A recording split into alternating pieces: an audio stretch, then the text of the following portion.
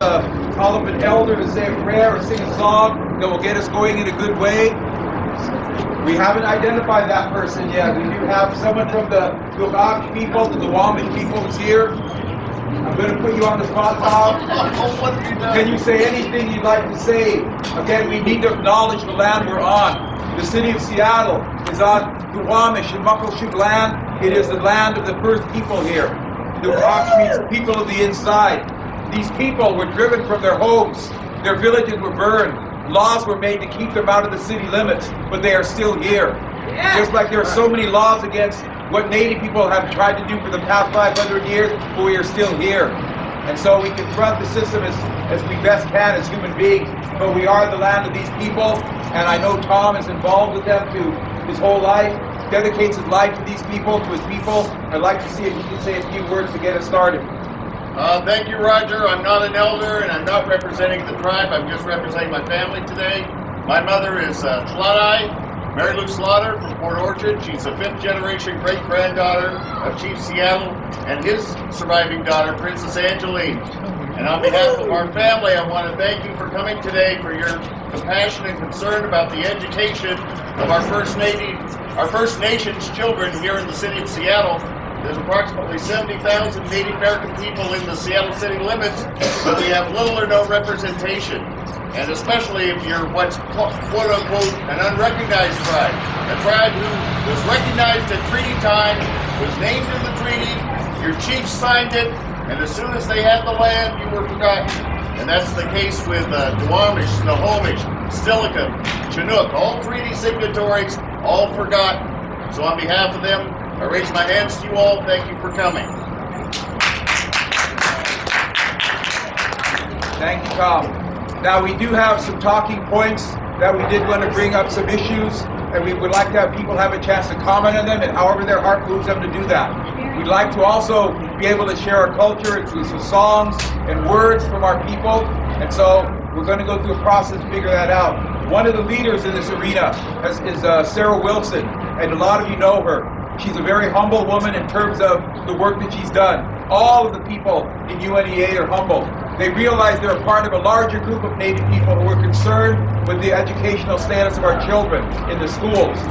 They've taken a lot of the leadership to pull this group together because of traffic and timing. Right now, Sarah's not here. And as soon as she gets here, we'll make sure that the talking points we're going to give to the school board are made clear to all of you here today. But one of the issues, of course, the idea that we resurrect the school for Native children, that we have a combination as a cooperation with the AS1 school that's already there, and maybe develop something that, again, serves the needs of our children in cooperation with another program. We also want to look at the revitalization, the return of Indian Heritage School. As you know, Indian Heritage School a few years ago was flourishing. They had 150 students. They had a faculty of 10 teachers. They had a basketball team. They had a cheer squad. They had all the things that it could be to be a school. But that's diminished to the point now where it is a program within a program. We want to see if we can get that school going again. We need to work as a Native community to make those things going, but we need the school district to stand by us to do that. So we're going to bring that up as another talking point. We're looking at a lot of other issues in terms of what we need as a community, but we want to hear as many voices as possible today. Hi, everybody. Yeah, we are. Anybody feel like being a little loud today, speaking from your heart? Yeah. 3 people do. Anybody else feel like speaking up today? Do we have any urban Indians here today that want to come from their heart and say, I'm here today? Anybody? Yeah. 5 people. Let's try one more time. Is anybody here today? You know, I was a culture teacher at Indian Heritage High School a long time ago.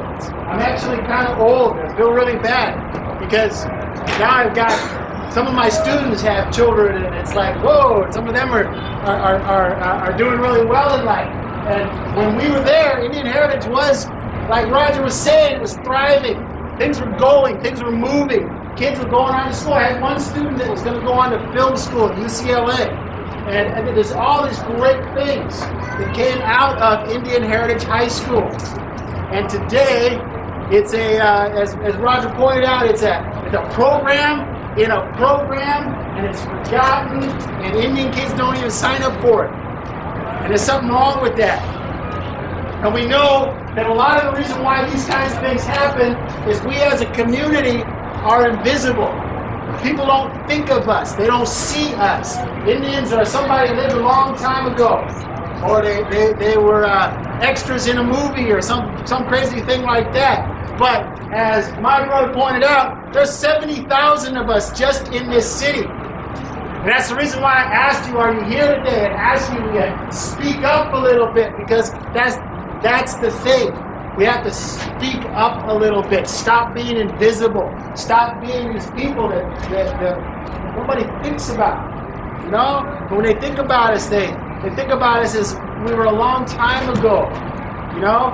How many people think we ought to stop that? Yeah. We gotta be loud when we say that. How many people think we ought to stop that? Yeah. Are we here today or are we not here today? Are we here?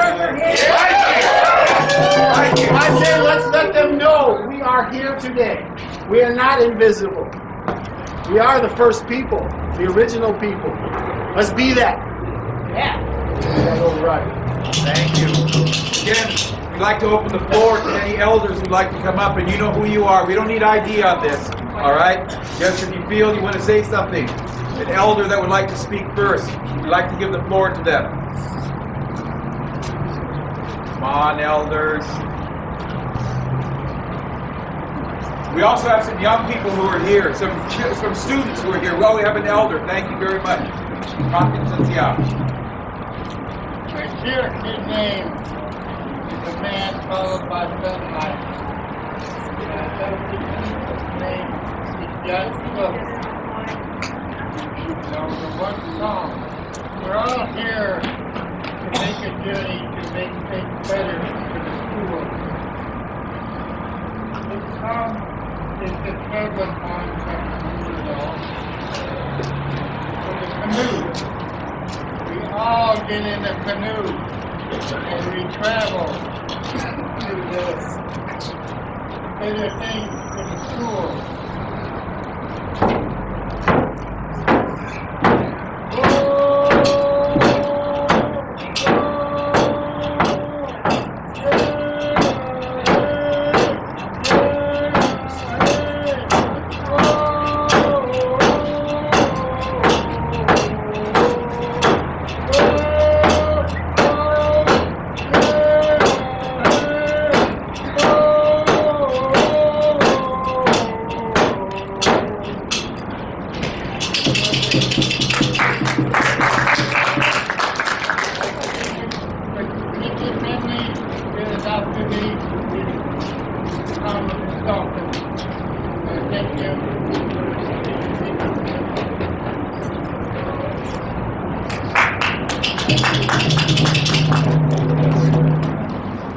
Again, we're opening the floor to anyone who would like to say something about the issues confronting our children.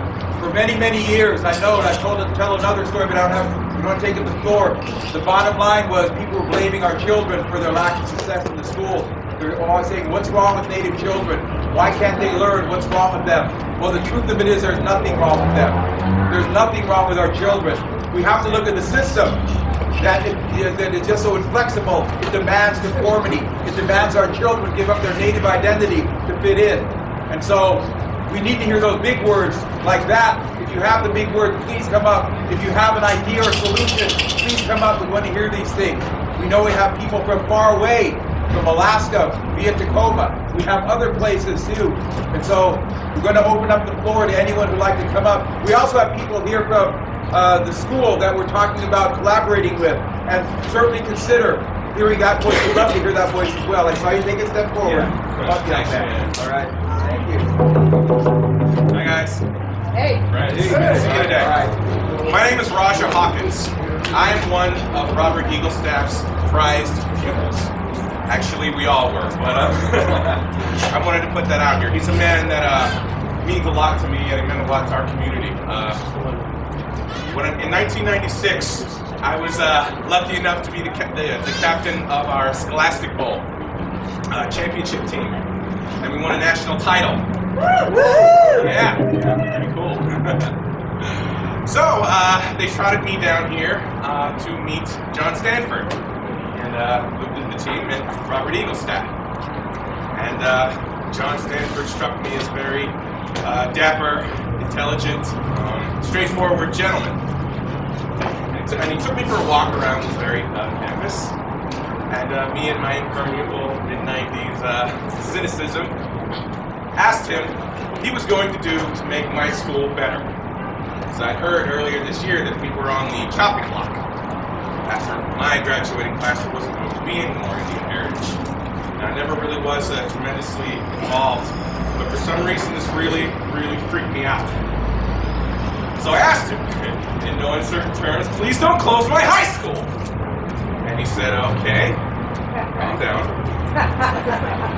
Can you be a little bit more specific? What can we do to make this a better place to learn?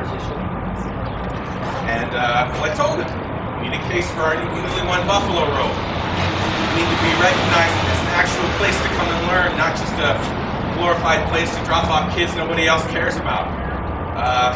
Because there's value in this community. It resonates with me especially because Indian Heritage is actually 5 blocks away from where my mother built a house for us after my father died. So this is extremely important that this school stay open and give other children an opportunity to build an identity around a central location and know what it's like to have a home, feel cared about. Hopefully with, well no, more than hopefully, with the support of all of my new friends here today, we can make sure that promise is kept. Thank you.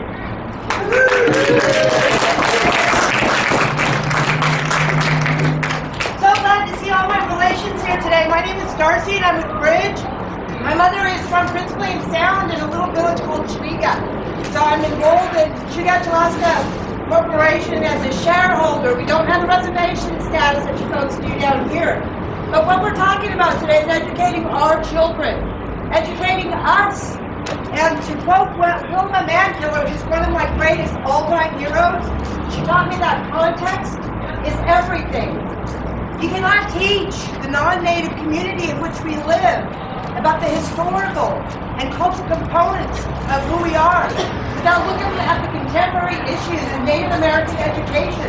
When we have 30% of our students identified as special ed students, when we have 52% of our children dropping out, we have to look back at the rich history that we have here, not only in this state, but across Turtle Island. We were 100% owned and operated on this continent. And now if we're lucky, we hover around 2%. For those of us who are urban, or however you want to put it, you can take the woman out of Alaska, but you can't take the Alaska out of my soul. Same with you guys. We're all intertribal. We're intergenerational. We are a community here in Seattle. And our job is not to subsist anymore. That's a dirty word. We don't use that in our Native communities. We're sovereign people. We don't subsist anymore. We educate. I raise my hands to you. I thank you for the opportunity of sharing these words and being witness to with you guys today. Blessings and love to you all.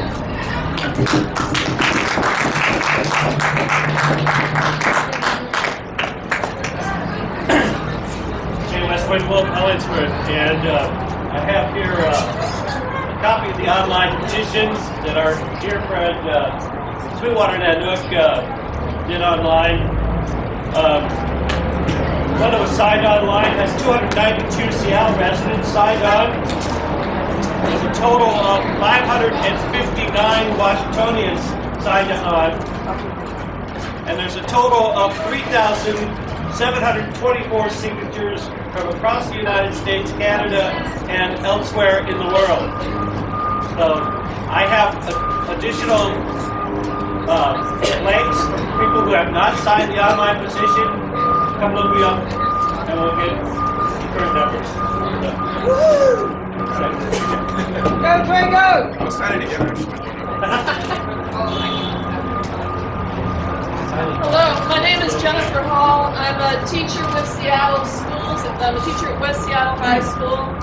I teach American government, and I teach that the Iroquois Confederacy provided a lot of the tenets for our current Constitution. And there's a lot of stuff I can't teach. I have a lot of opinions I can't express because I would lose my job.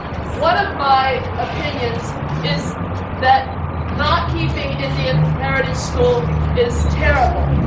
What are we here for? Who are we here for? We're here for our students. I'm a member of Social Equality Educators, and that's on my off time.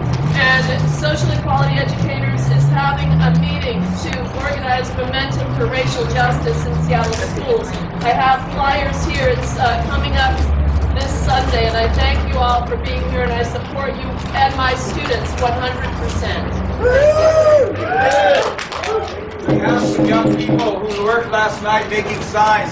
I'd like to call them up so we can see the words they put on their signs and messages they want to send to us and to the school district. And they work on this themselves, so we're not quite sure what they're going to say, but they're speaking from their hearts. Like a little rabbit.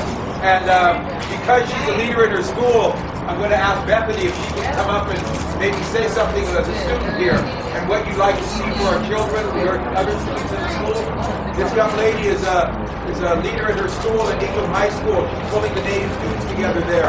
And I'm always so pleased to see when she steps up and does this kind of thing.